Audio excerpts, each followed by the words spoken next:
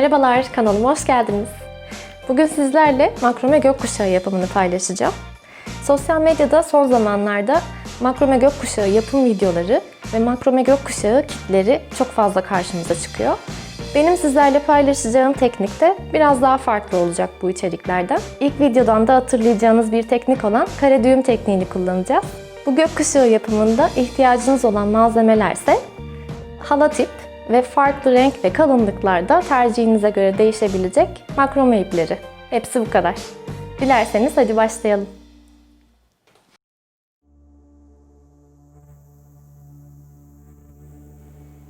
Dilediğiniz kalınlıkta halatip kullanabilirsiniz. Halatiplerinizin uzunluğu yapmak istediğiniz gökkuşağının büyüklüğüne göre değişiklik gösterebilir. Tamamen sizin tercihinize bağlı. Ben burada göz kararı herhangi bir ölçü belirlemeden halatiplerimi kesip 4 halka olacak şekilde hazırladım. Yanında da 4 farklı renkteki makrome iplerim var.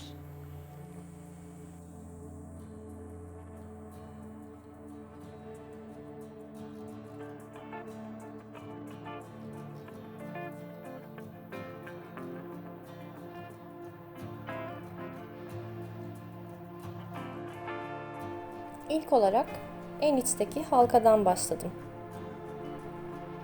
Ölçerek istediğim boşluğu bıraktıktan sonra makrome iplerimle kare düğümler yaparak halkayı oluşturdum.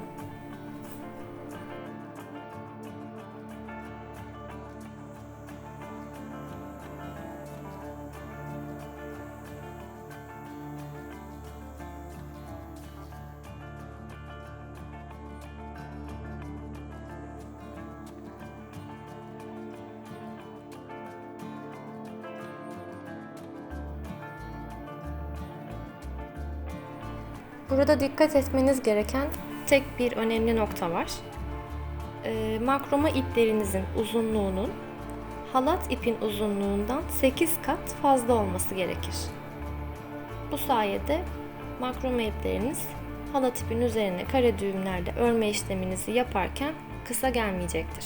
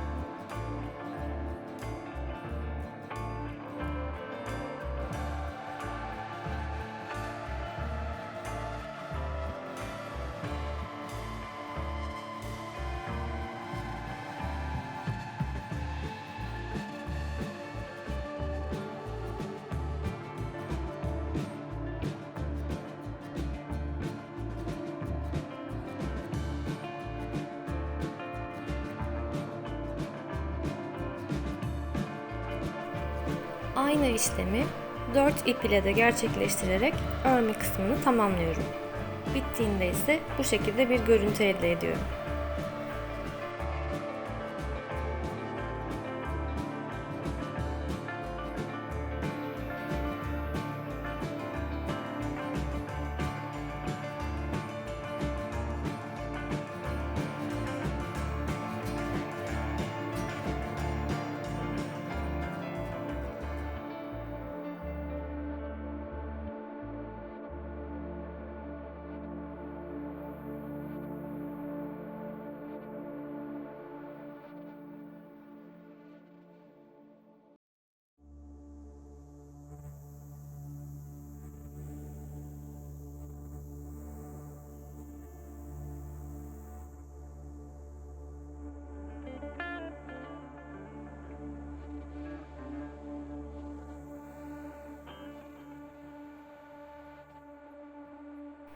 Her bir halkanın en sonuna geldiğinizde iplerinizi saklamak için bir iğne yardımıyla düğümlerin arasına gizleyebilirsiniz.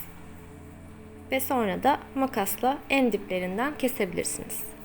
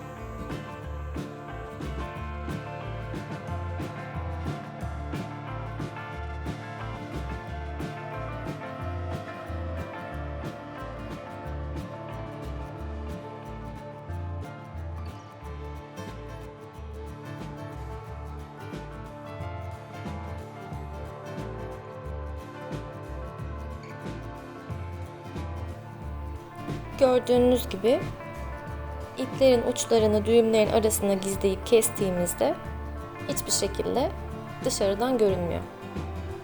Ve bu şekilde örme işlemlerimizin hepsini tamamlamış oluyoruz. Son olarak da her bir halkayı iğne iplik yardımıyla dikerek birbirine tutturuyoruz.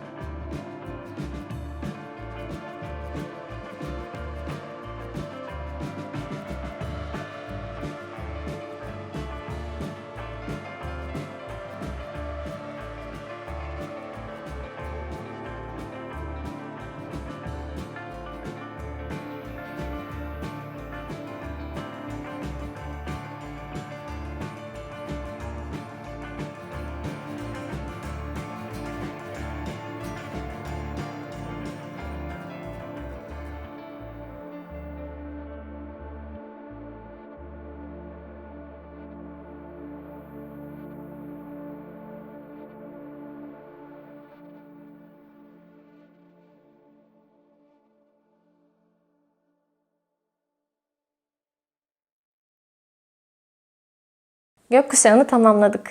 Bu videoyu beğendiyseniz beğen butonuna tıklamayı ve kanalıma abone olmayı unutmayın. Ayrıca bu kanalda görmek isteyeceğiniz ev dekorasyonuna yönelik farklı içerik fikirleriniz varsa benimle yorumlarda lütfen paylaşın. Şimdilik hoşça kalın.